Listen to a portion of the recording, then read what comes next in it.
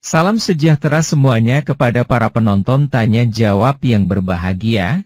Semoga video ini bisa memberikan pengetahuan dan edukasi kepada para penonton, dan jangan lupa untuk like dan subscribe channel ini ya. Ya, selamat malam Adelar. Selamat malam. Tolong saudaraku buka kamera. Ini lagi sudah di kamar. Gelap, mohon maaf, saya mau bertanya. Di sini open cam. Bentar. Iya. Atau saudara buronan sehingga tidak bisa buka kamera atau bagaimana ini? Sudah. Oke, silakan saudaraku.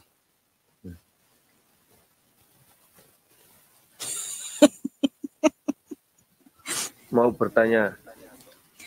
Iya, silakan. Pengakuan Yesus di Alkitab, apakah Yesus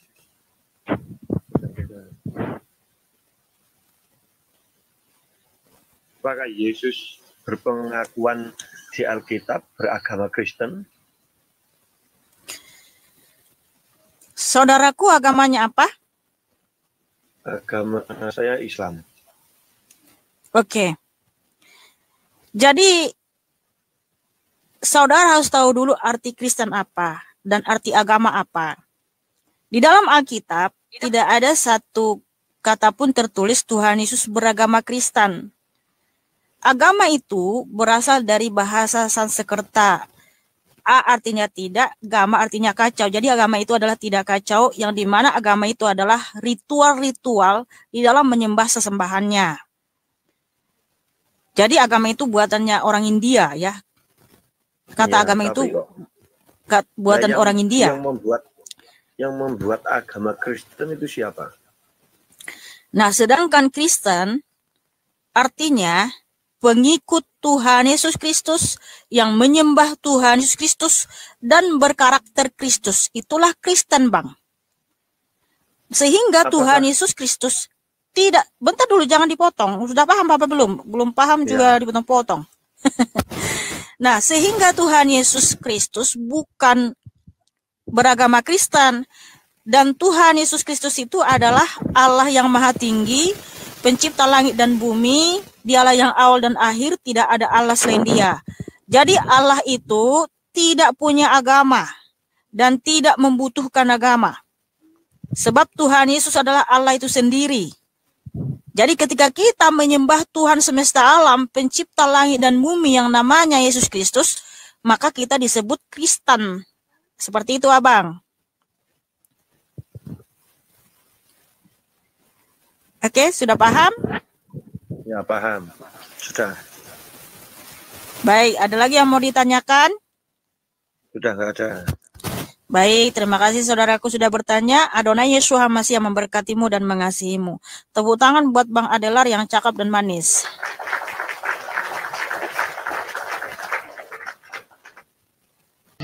Selamat malam orang beriman. Selamat malam. Bisa buka kamera saudaraku?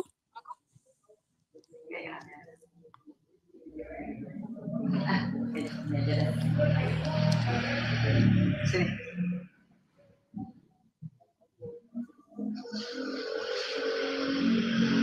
Halo? Ya, silakan Abang. Namanya siapa, Bang? Ya, namanya orang beriman. Yang jujur, Abang, namanya siapa? Iya, beriman, orang beriman. Gimana ya, Bang, ini? Iya, mau bertanya ini. Ini ada dua nih, tuh. Mau bertanya. Nama panggilannya siapa, Pak? Masa dipanggil? Iman, panggilannya Iman. Oh, Pak, silakan, Pak. Iya. Terima kasih. Yesus di salib itu kan sudah dinubuatkan dalam Alkitab gitu ya. Betul. Iya, betul. Ya, kemudian ada murid Yesus namanya itu Yudas Iskariot gitu ya. Iya, betul. Nah, dia itu yang membantu tentara Romawi untuk menyalibkan Yesus. Betul? Tidak betul. Oh, tidak betul. Yang dibantu Yudas tentara mana itu? Yudas itu menjual Tuhan Yesus kepada ahli-ahli Taurat, imam-imam kepala. Karena selama ini kan, selama Tuhan Yesus itu datang ke dunia berkenosis, yang memusuhi Tuhan Yesus itu kan orang Farisi, ahli-ahli Taurat. Nah, waktu itu agama yang paling dominan atau mayoritas di Yahudi atau Israel adalah agama Farisi, penganut Farisi. Jadi mereka inilah yang sangat membenci Tuhan Yesus, bahkan menganggap Tuhan Yesus itu penyesat ya. Tapi itu hanyalah anggapan mereka, tidak benar. Sehingga ketika mereka salibkan Tuhan Yesus, dia mati dan bangkit pada yang ketiga. Itu Abang, silakan. Ya, berarti yang menyalibkan Yesus itu ahli kitab itu yang tidak suka dengan Yesus. Iya, orang Farisi. Orang Farisi gitu ya. Nah, itu karena udah dinubuatkan dalam Alkitab, kenapa Yudas dianggap pengkhianat gitu? Padahal dia kan udah berjasa. Bisa terjadinya penubuatan Yesus tadi itu. Kalau memang berjasa, kenapa Tuhan Yesus menyatakan, kita dulu ya.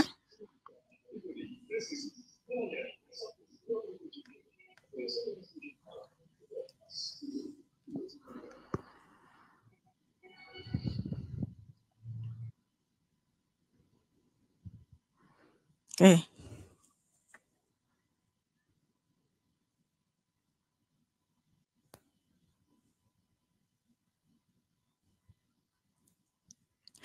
Oke, kalau memang Yudas itu berjasa karena telah menjual Tuhan Yesus kepada orang Farisi atau imam-imam kepala ahli Taurat, terus kenapa Tuhan Yesus menyatakan Matius 26 ayat 24, 23 sampai 24. Dia yang bersama-sama dengan aku mencelupkan tangannya ke dalam pinggan ini, dialah yang akan menyerahkan aku. Anak manusia memang akan pergi sesuai dengan yang ada tertulis tentang dia. Akan tetapi celakalah orang yang olehnya anak manusia itu diserahkan. Adalah lebih baik bagi orang itu sekiranya ia tidak dilahirkan. Ayo, kan Bapak merasa paling tahu nih, kenapa sampai Tuhan Yesus ya menyatakan lebih bagus Yudas itu nggak pernah dilahirkan, karena dia adalah orang yang paling celaka di dunia ini. Kalau memang dia berjasa, kenapa Tuhan Yesus menyatakan seperti itu? Silakan Bapak, kan Bapak merasa paling tahu nih.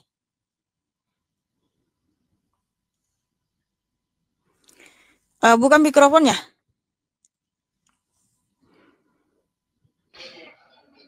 Iya, halo. Iya. Ya kan dengan apa namanya, dengan latar belakang Yudas tersebut, maka penubuatan Yesus itu terjadi begitu. Tadi kan Abang bilang, lihat, tadi Abang bilang pahlawan, berjasa. Kalau dia berjasa dan pahlawan, tapi kenapa Tuhan menyatakan kepada Yudas, celakalah kamu dan lebih bagus sebenarnya kamu tidak pernah dilahirkan. Silakan, kenapa? Kan kamu bilang dia pahlawan si Yudas itu. Dia berjasa atas penyaliban Tuhan Yesus karena dia telah menyerahkan atau menjual Tuhan Yesus. Ya justru itu yang menjadi pertanyaan saya. Yudas kan berjasa dengan begitu bisa terjadinya penubuatan. Di mana ayat kan narasi berjasa itu kan narasi liar Bapak sendiri, tidak ada tertulis dalam Alkitab bahwa Yudas itu berjasa. Itu kan narasi Bapak lihat sendiri. Maka jawablah, kenapa kalau menurut Bapak itu Yudas Iskariot itu berjasa dan pahlawan, lalu kenapa Tuhan Yesus menyatakan celakalah kamu, lebih bagus kamu tidak pernah dilahirkan karena telah menyerahkan atau menjual Tuhan Yesus. Ayo, bingung. Ya udah saya ganti pertanyaannya ya. Mbak.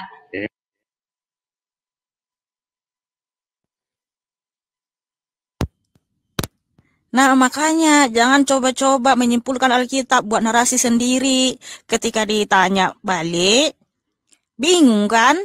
Jangan menyimpulkan Alkitab, saudaraku, dengan pemikiranmu.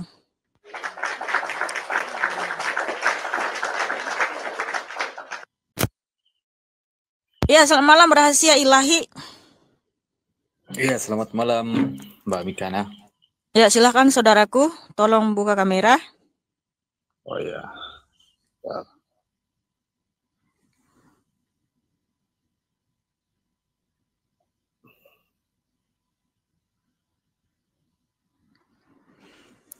Silakan Abang.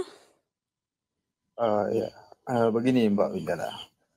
Jadi saya sempat menyimakkan bahwasanya Mbak Mikana katakan si Yudas itu menjual Tuhan Yesus. Itu di mana tertulis dalam Alkitab bahwasanya Yudas menjual Tuhan Yesus. Oke, sebentar ya. Juga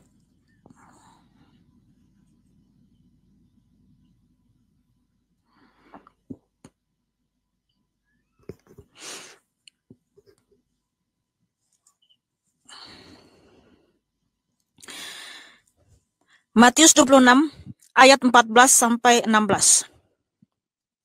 Kemudian pergilah seorang dari ke-12 murid itu yang bernama Yudas Iskariot kepada imam-imam kepala.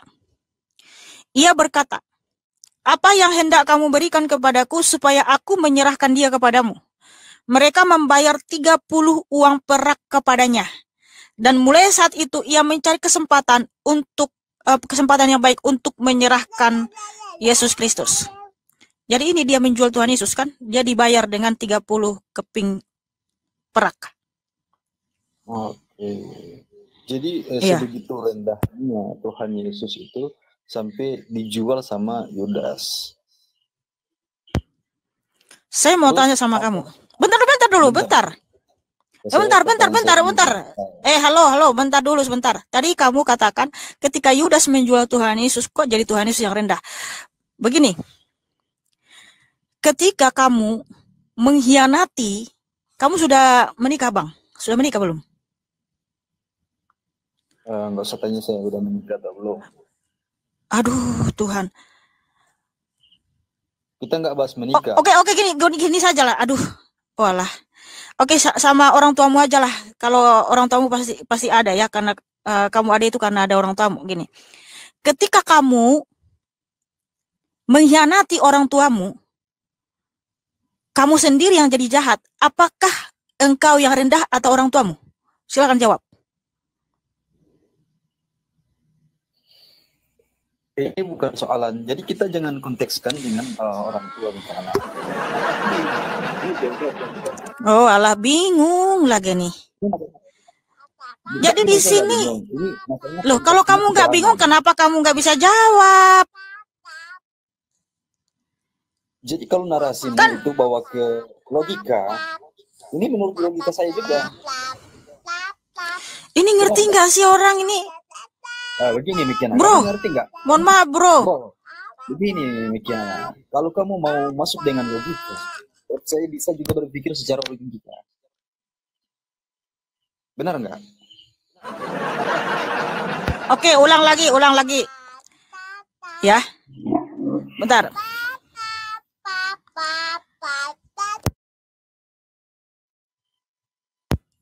Sebentar ya.